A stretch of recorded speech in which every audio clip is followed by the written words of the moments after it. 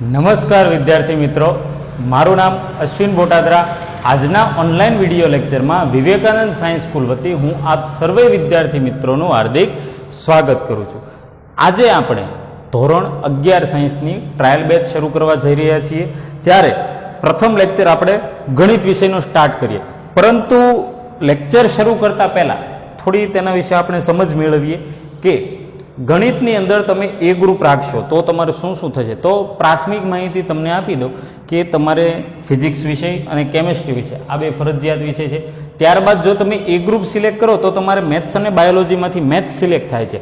આ ઉપરાંત English subject ફરજિયાત છે, અને આ સિવાય એ ગ્રુપની અંદર તમને બીજા બે ઓપ્શન મળે છે, કમ્પ્યુટર અને સંસ્કૃત, જેમાંથી તમારે કમ્પ્યુટર ઓપ્શન આગળ જતાં વધારે હિતાવહ રહેશે. હવે ગણિતની વાત કરીએ તો પહેલાં તો તમને એમ થાય ગણિત અઘરું છે.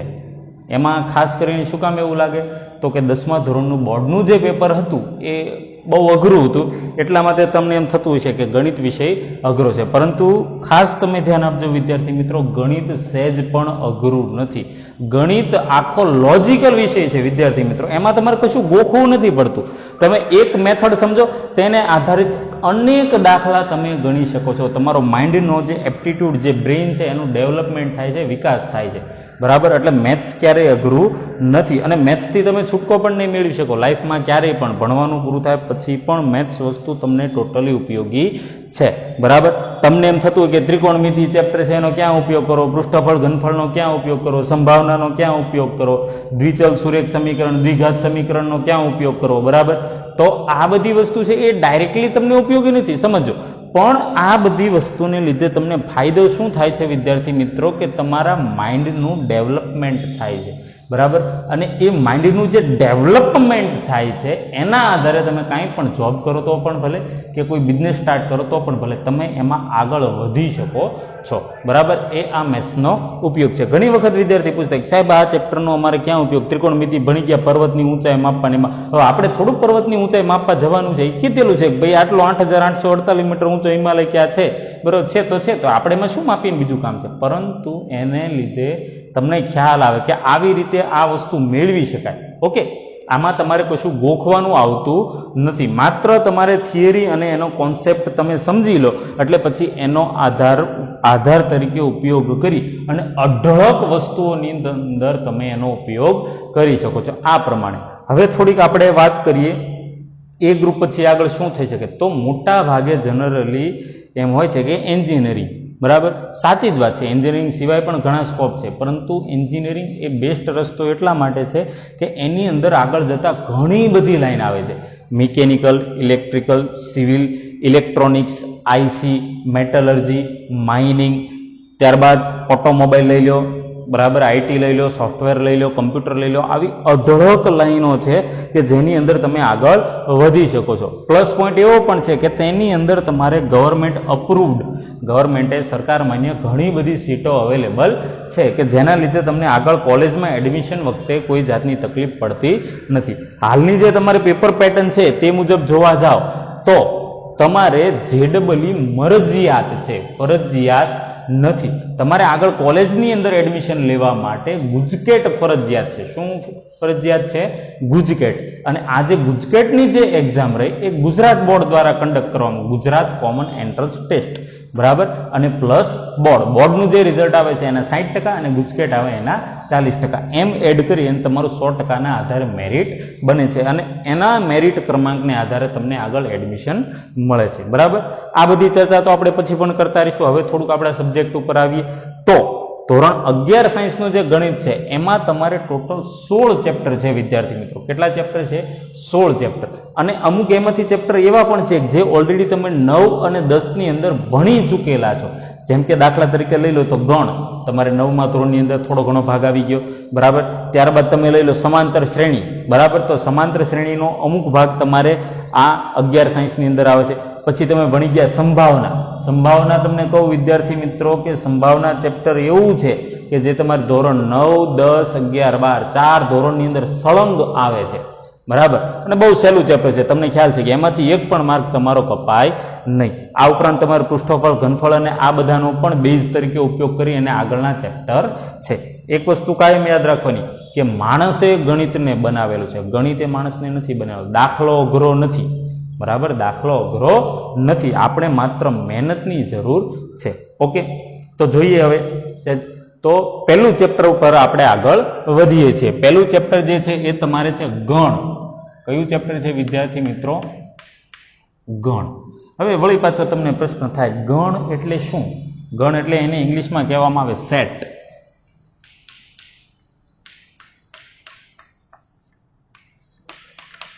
ગણ એટલે સેટ.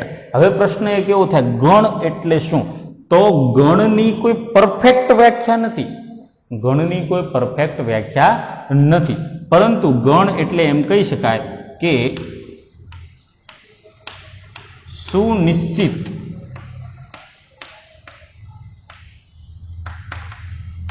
વસ્તુઓનો સમુદાય.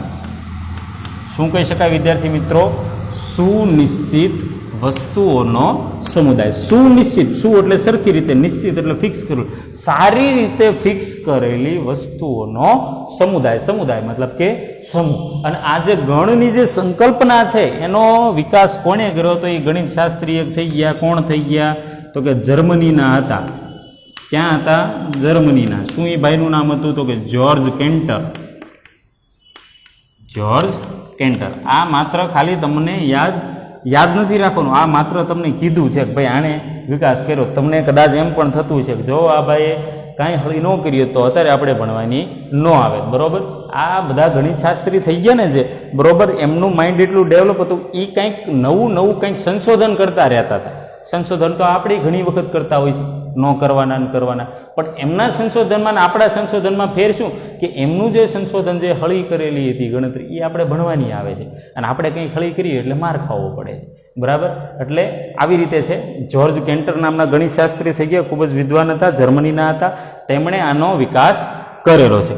ઓકે, હવે ત્યારબાદ આગળ વધીએ કે સુનિશ્ચિત વસ્તુઓનો સમુદાય એટલે કે ગણ. એના વિશે થોડુંક તમને કહું સાદી ભાષામાં, તો ફિક્સ હોવું પડે. શું હોવું પડે?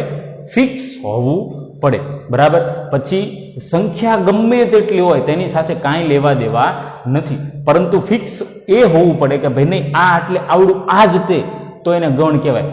હોઈ પણ શકે, ન પણ હોઈ શકે, બરાબર. બે બાજુ નરોવા કુંજરોવા થાય તો એને ગણ કહી શકાય નહીં, બરાબર.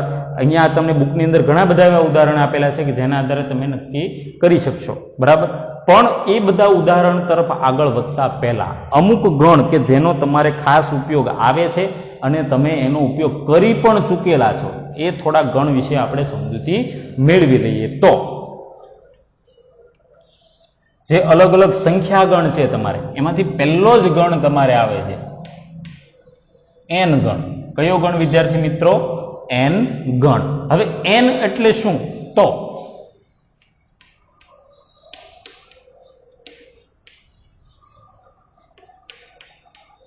Natural numbers. શું થાય વિદ્યાર્થી મિત્રો? Natural numbers. હવે નેચરલ નંબર્સ એટલે શું? તો કે પ્રાકૃતિક સંખ્યાઓ. કેવી સંખ્યાઓ? પ્રાકૃતિક સંખ્યાઓ.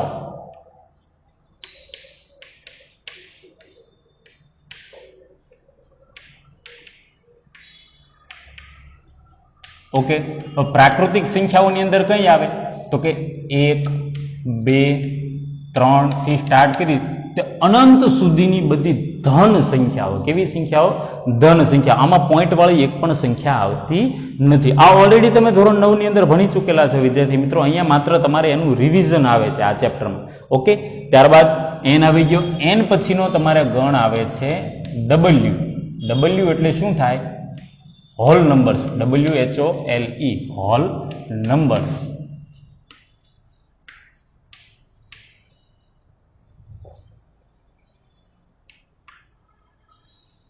હવે આને ગુજરાતીની અંદર તમારે કહેવામાં આવે છે પૂર્ણ સંખ્યાઓ. કેવી સંખ્યાઓ વિદ્યાર્થી મિત્રો?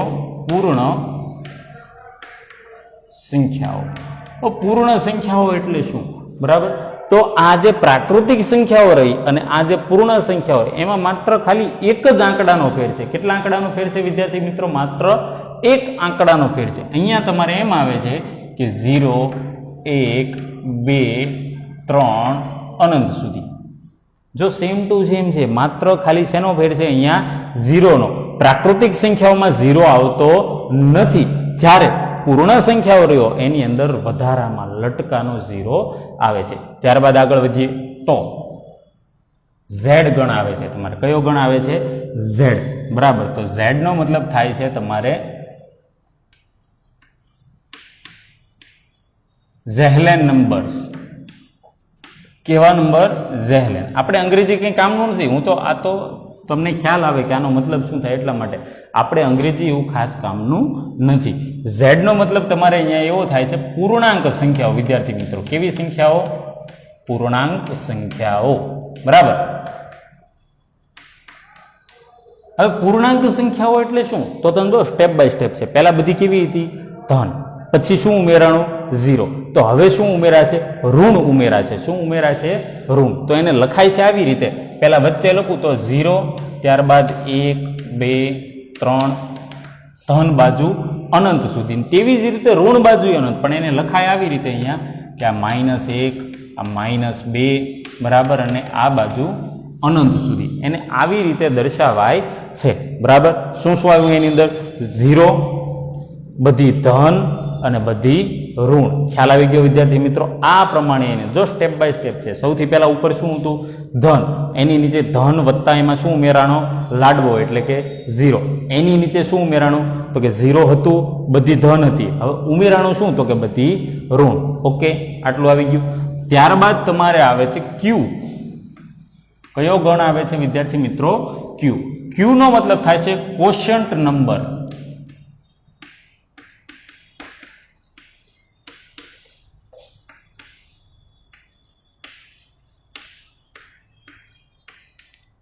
કોશન્ટ નંબર એટલે શું? તો કે સમય સંખ્યાઓ. કેવી સંખ્યાઓ? સમય સંખ્યાઓ. તમે ધોરણ 9 ની અંદર આખું ચેપ્ટર જ ભણી ગયા સમય સંખ્યાઓનું. બરાબર. હવે સમય સંખ્યાઓ એટલે શું? તો આમાં કોઈ ઉપર જે આંકડા લખે એની ઘોડે આમાં આંકડા નથી આવતા, પણ એનું ફોર્મેટ આવે છે. શું આવે છે વિદ્યાર્થી મિત્રો? ફોર્મેટ. એનું ફોર્મેટ આવું છે કે Q = P ના છેદમાં Q, જ્યાં P belongs to Z અને Q belongs to N. જો સમજો, અહીંયા થોડુંક સમજવાની જરૂર છે. અહીંયા Q મતલબ કે P ના છેદમાં Q. હવે અંશ છેદ આવ્યો, મતલબ કે તમે જો અત્યાર સુધી ક્યાંય અંશ છેદ આવ્યો નહોતો. મતલબ કે અંશ અને છેદવાળી કોઈ સંખ્યા હોય તો એની શરૂઆત તમારે ક્યાંથી થાય છે? Q ગણથી થાય છે. ક્યાંથી શરૂઆત થાય છે? Q ગણથી થાય છે. Okay.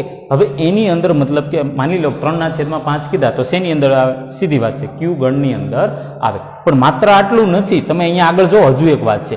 P belongs to Z. P એટલે શું છે? અંશ છે. શું છે?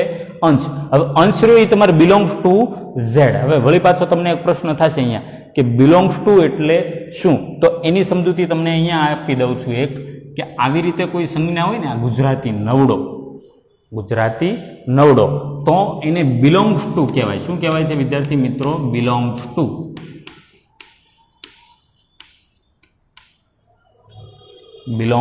belongs to એટલે એનો મતલબ એને આમ કહેવાય કે માં હોવું.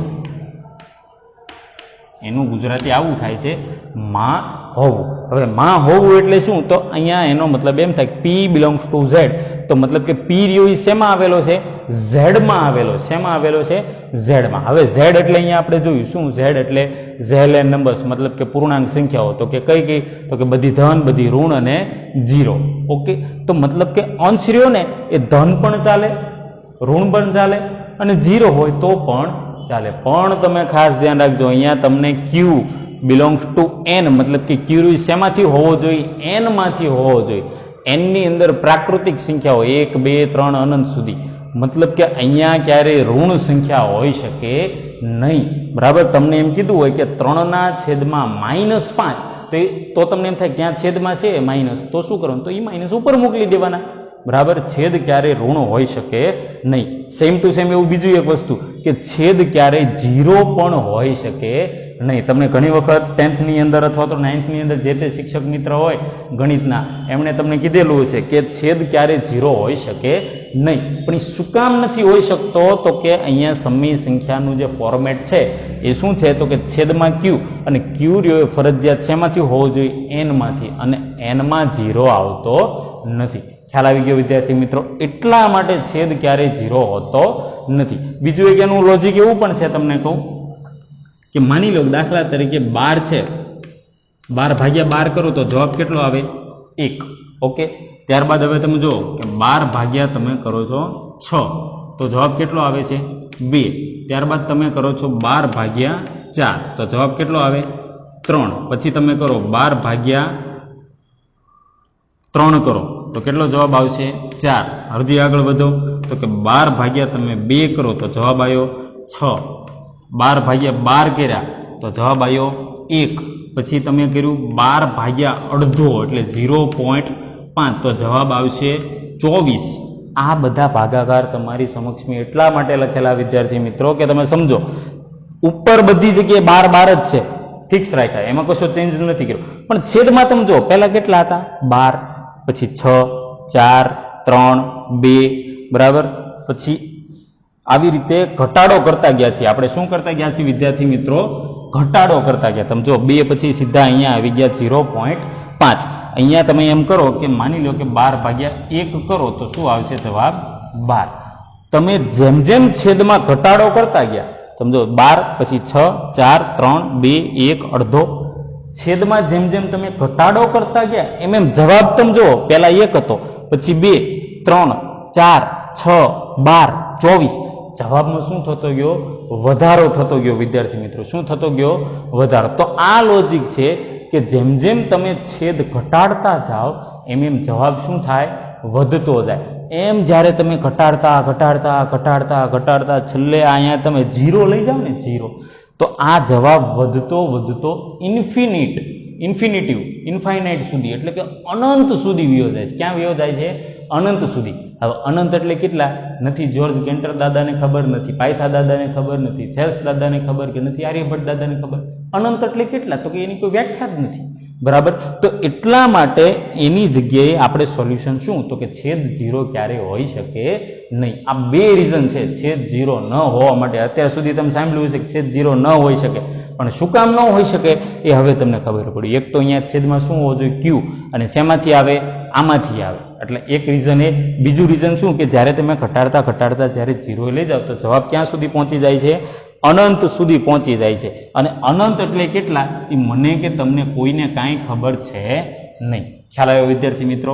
ક્લિયર થઈ ગયું? ત્યારબાદ આપણા ગણની અંદર આપણે આગળ વધીએ, બરાબર. N આવ્યો, W આવ્યો, Z આવ્યો, Q આવ્યો, બરાબર છે. ત્યારબાદ વિદ્યાર્થી મિત્રો તમારે આવે છે R. કયો ગણ આવે છે? R, બરાબર. અને R ની પહેલા આમ ગણો તો એક બીજો એક ગણ લઈ લઈએ, ખોટું ન લાગે એને, T, બરાબર. T એટલે થાય છે તમારે અસમય સંખ્યાઓ. હવે જે જૂની ટેક્સ્ટ બુક હતી ને એમાં આ ગણને I વડે દર્શાવતા હતા, બરાબર. ઇરેશનલ નંબર એટલે કે અસમય સંખ્યાઓ. પણ આની અંદર તમને આનું કંઈ ઇંગ્લિશ આપેલું નથી, બરાબર. સીધું T નો મતલબ તમને એમ કહી દેવામાં આવેલો છે. T એટલે થાય અસમય સંખ્યાઓ. કેવી સંખ્યાઓ વિદ્યાર્થી મિત્રો? અસમય સંખ્યાઓ. હવે અસમય એટલે શું? તો કે જે સમય નથી. તો વળી પાછું એ થાય તો અસમયમાં આવે કેવી? આમાં તો બધી આવી ગઈ ને. માની લો ધન આવી ગઈ, ઋણ આવી ગઈ, 0 આવી ગઈ, અને અંશછેદ વાળી. અંશછેદ એટલે ભેગો પોઈન્ટ આવી જાય ને. માની લો દાખલા તરીકે તમે એમ કીધું છે 6/10. શું લખેલું છે? 6/10. તો અંશછેદ છે એટલે આની અંદર આવે, પણ 6/10 એટલે ઓટોમેટિકલી શું થઈ જાય? 0.6. શું થઈ જાય? 0.6.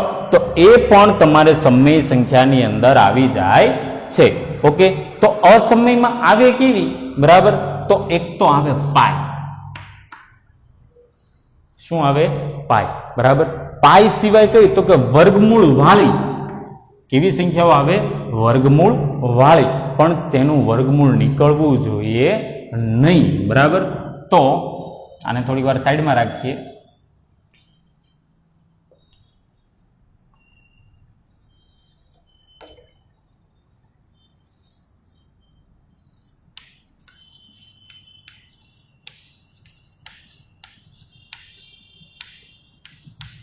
બિલોંગ્સ ટુ મતલબ કે માં હોવ, બરાબર.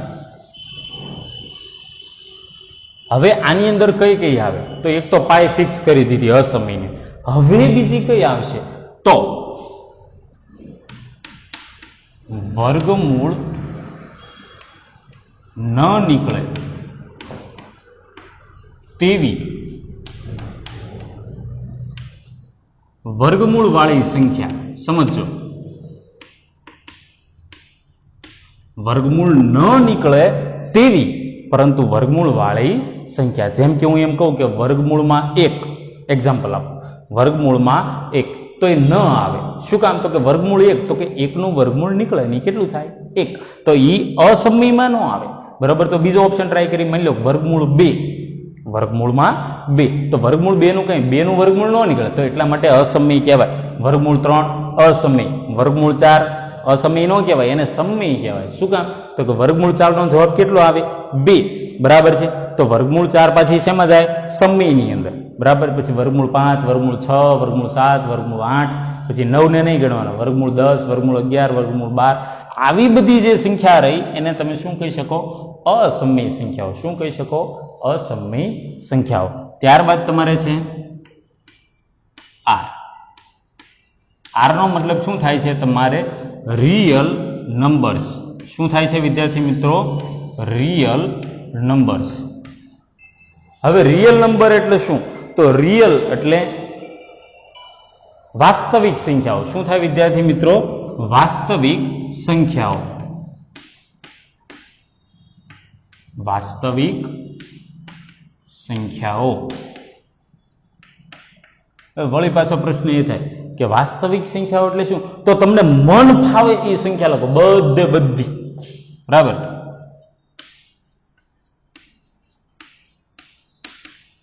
બધી જ સંખ્યાઓ, આની અંદર તમારે બધે બધી સંખ્યાઓ આવી જાય છે. બરાબર. તો શું કહેવાય એને? Real numbers. ટૂંકમાં તમે એમ કહી શકો કે આ બધા ગણના પપ્પા કોણ છે? આ રિયલ નંબર્સ. બરાબર. કોણ છે? આ રિયલ નંબર્સ. બરાબર. હવે બીજી એક વાત આને ધ્યાનમાં રાખીને તમે આમ લખી શકો છો કે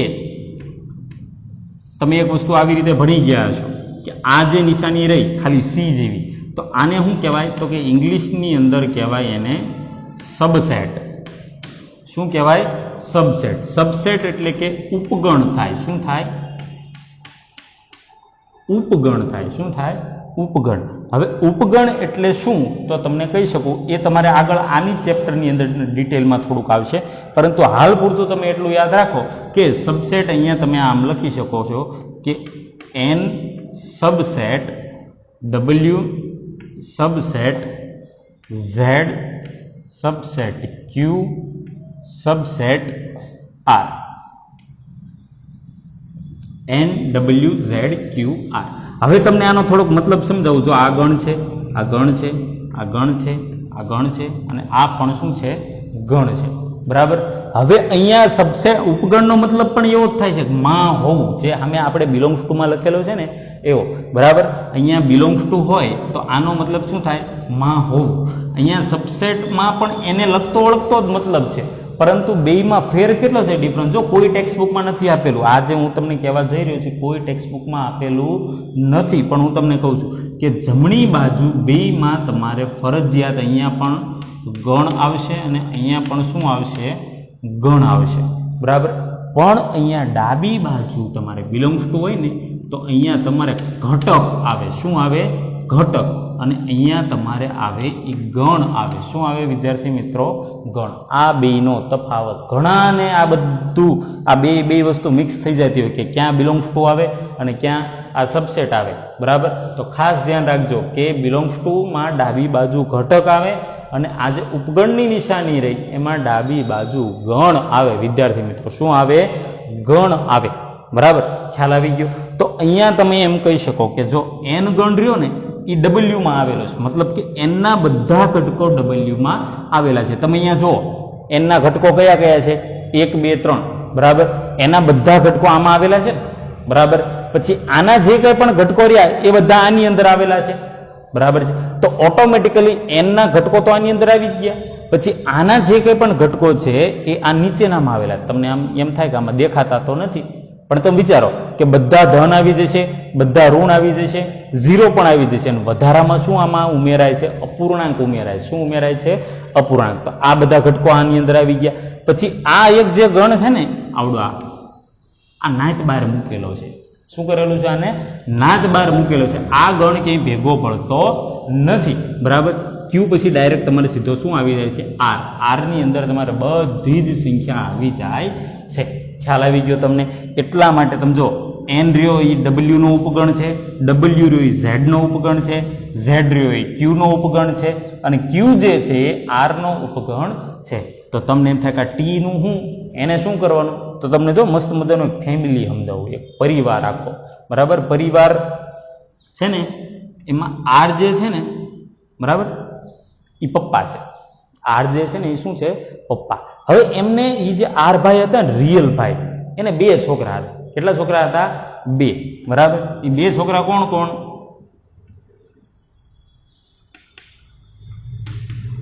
એક હતો એ ભાઈ હતો આપણે ક્યુ, સમ્મી, અને બીજો હતો એ ટી, અસમ્મી, બરાબર. આવી રીતે હતું. પણ ટી અસમ્મી એટલે હખણો રહેતો નહીં, એટલે એ ભાઈ રહી ગયા. અને આ ભાઈના પાછળ વંશ વેલો આગળ વધ્યો, બરાબર. ક્યુ, તો કે ક્યુ નો છોકરો કોણ? તો કે અહીંયા આપણે જાઓ એટલે ઝેડ, બરાબર. પછી એનો છોકરો તો કે ડબલ્યુ, પછી એનો છોકરો તો કે એન.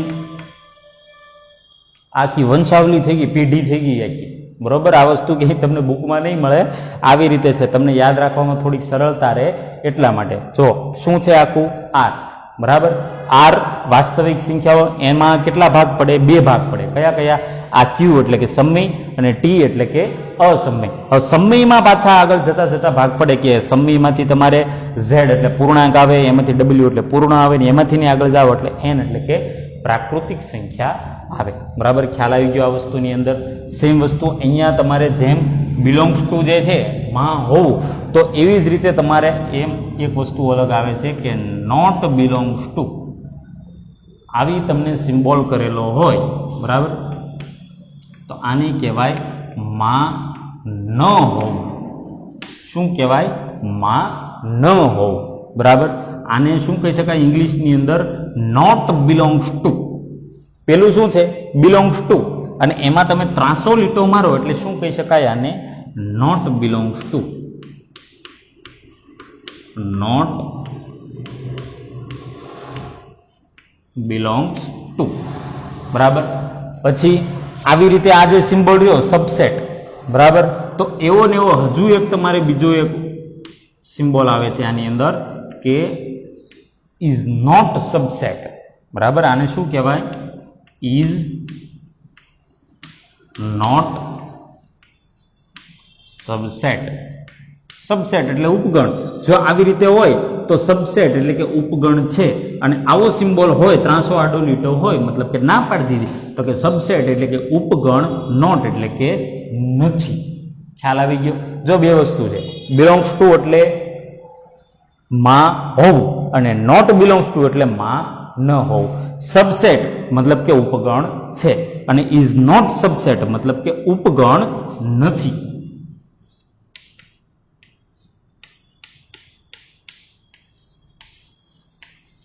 ઉપગણ નથી. ખ્યાલ આવી ગયો વિદ્યાર્થી મિત્રો?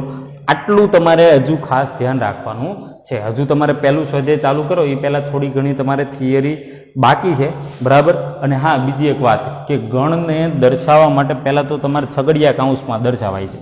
શેમાં? છગડિયા કૌંસમાં.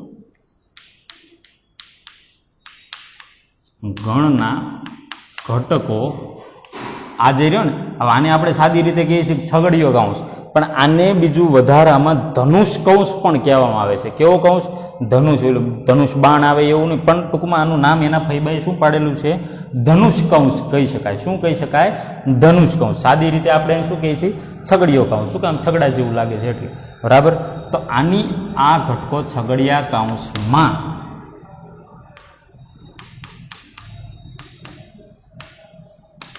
દર્શાવાય છે. ખ્યાલ આવી ગયો વિદ્યાર્થી મિત્રો? આટલું આ જે તમારે થિયરી છે કામની છે. હજુ આની પછી તમારે એક નાની અમથી થિયરી છે, ગણને દર્શાવવાની 2 રીત, બરાબર. એ જે 2 રીત છે એ આપણે લઈ લઈએ, પછી સ્વાધ્યાય તમારે આગળ ભણવાનું આવે છે. ખ્યાલ આવી ગયો? આ થિયરી જો શક્ય હોય તો તમે તમારી બુકની અંદર લખી શકો છો.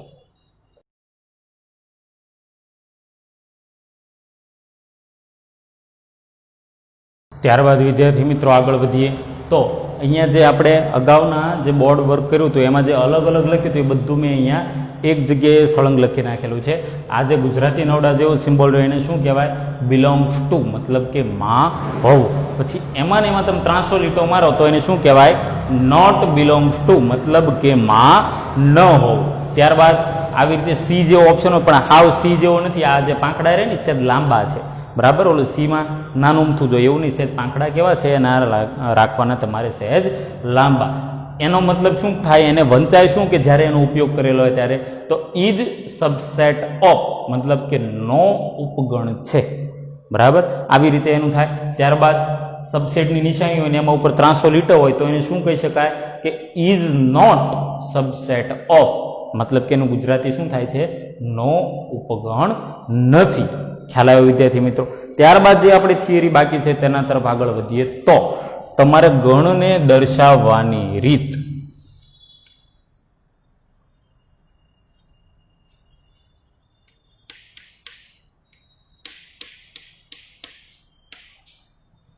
ગણને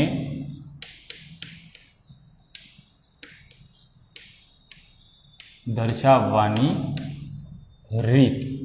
હવે તમને એમ થાય ગણને દર્શાવવાની રીત એટલે શું? તો ગણ જે ભાઈ રહ્યા એ એમના એને મૂકી નથી દેવાતા, તો એ ભાઈને ખોટું લાગી જાય છે, બરાબર. એટલે એને દર્શાવવા માટેની ચોક્કસ રીત છે. બે રીત છે. કેટલી રીત છે? બે રીત, બરાબર. ગણ, બરાબર. એને કઈ કઈ રીતે દર્શાવી શકાય? તમારી સમક્ષ ચાર્ટ દોરું છું, બરાબર.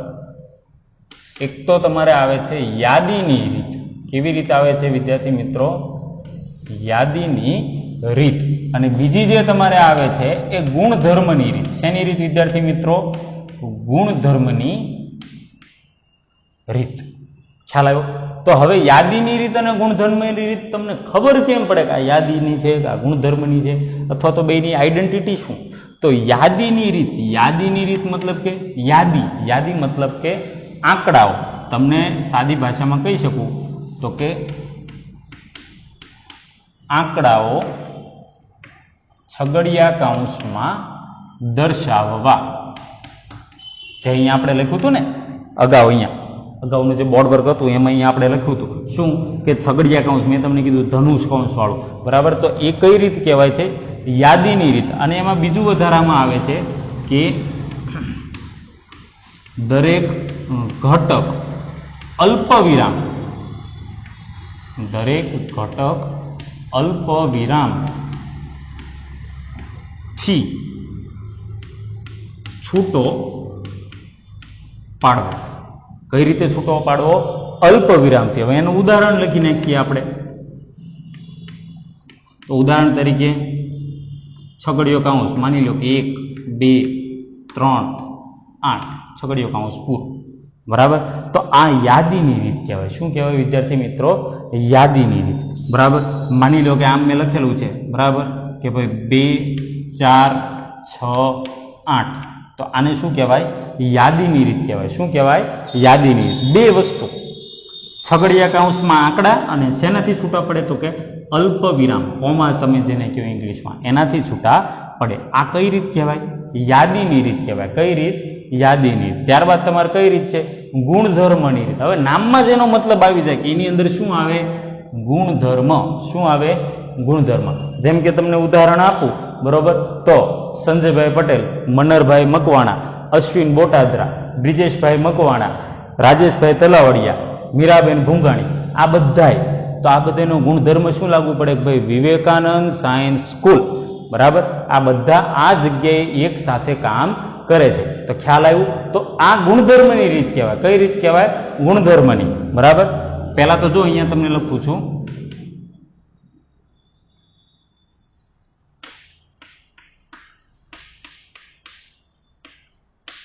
એક ગુણધર્મ વડે દર્શાવાય છે. શેના વડે દર્શાવાય છે? એક ગુણધર્મ વડે. હવે એક ગુણધર્મ વડે એટલે શું? જેમ કે ઉદાહરણ આપો. માની લો કે આ જે છે 2 4 6 8, આ જે વસ્તુ રહી એનું જ તે આપણે અહીંયા ઉદાહરણ લખીએ, બરાબર. તો અહીંયા તમે જો આ બધાય એક ચોક્કસ કનેક્ટેડ છે એકબીજા સાથે. તમે જો 4 4 યુગ્મ સંખ્યાઓ છે, 2 4 6 8, બરાબર. તો તમે આને આમ લખી શકો કે છગડિયા કૌંસની અંદર x પછી ડબલ ટપકા એટલે કે જ્યાં, અને શું કહેવામાં આવે છે?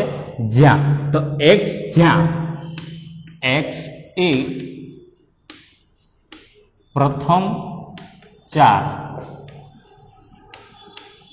યુગ્મ પ્રાકૃતિક સંખ્યા છે. આમે ગુણધર્મ બનાવી નાખ્યો. શું બનાવી નાખ્યો? એનો ગુણધર્મ કે પ્રથમ 4 મતલબ કે પહેલી 4, યુગ્મ મતલબ કે બેકી, અને પછી પ્રાકૃતિક સંખ્યા છે. પ્રાકૃતિક સંખ્યાઓ આપણે કઈ કઈ હતી? તો કે 1 2 3 4 ક્યાં સુધી? અનંત સુધીની બધી સંખ્યા હતી ને, બરાબર. એમાંથી તમારે કેવી લેવાની? ખાલી 4 જ લેવાની. કઈ લેવાની?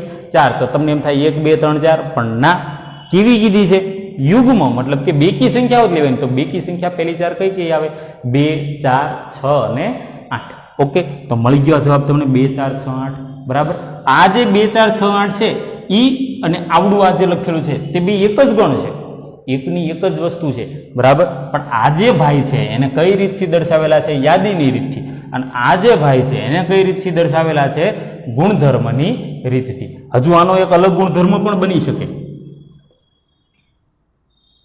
માની લો કે આને આપણે લખવું છે કે x જ્યાં x is equal to 2k, x is equal to 2k.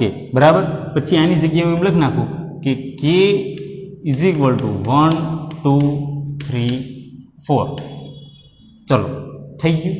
તમે x ની કિંમત કેટલી છે? તો કે 2k. બરાબર. એ 2k ની અંદર k ની કિંમત કેટલી? તો કે 1 2 3 4. માની લો કે એકડો અહીંયા મૂકો તો 2 એકા 2, એટલે અહીંયા તમને આ 2 મળી ગયા. બરાબર. ત્યારબાદ માની લો k ની કિંમત તમે 2 મૂકો છો. કેટલા મૂકો છો? અહીંયા k ની કિંમત આ 2 જ્યારે અહીંયા મૂકો તો 2 દૂને 4, તો આ તમને ચોગડો મળી ગયો. ત્યારબાદ તમે અહીંયા તગડો મૂકો તો 2 તેરી 6, એટલે આ છગડો મળી ગયો. અને k ની કિંમત તમે અહીંયા 4 મૂકો તો 2 ચોકા 8, એટલે તમને 8 મળી ગયા. ખ્યાલ આવ્યો? આ પ્રમાણે આખું થાય છે. હજુ આની જગ્યાએ તમારે હળવી કરવું હોય ને તો તમે કરી શકો. બરાબર. આમ પણ લખી શકો હજુ આની આ જ વસ્તુને કે x જ્યાં x is equal to 2k. આટલું સેમ રાખ્યું. હવે હું શું કરું છું? તો કે x નહીં પણ k બિલોંગ્સ ટુ n, મતલબ કે k જે મૂક્યું એની કિંમત લેવાની શેમાંથી? n માંથી. એટલે પ્રાકૃતિક સંખ્યા લેવાની. પ્રાકૃતિક સંખ્યા કઈ કઈ આવે? 1 2 3 4 5 6 અનંત સુધી. પણ એમાંથી આપણે લેવાની કેટલી? ખાલી 4 જ છે. તો એને હું આમ લખી શકું કે આપણે લખીએ તો 1 less than or equal to k less than or equal to 4. મતલબ કે આમાં આની ઉપરથી k ની કિંમત તમને કઈ કઈ મળે?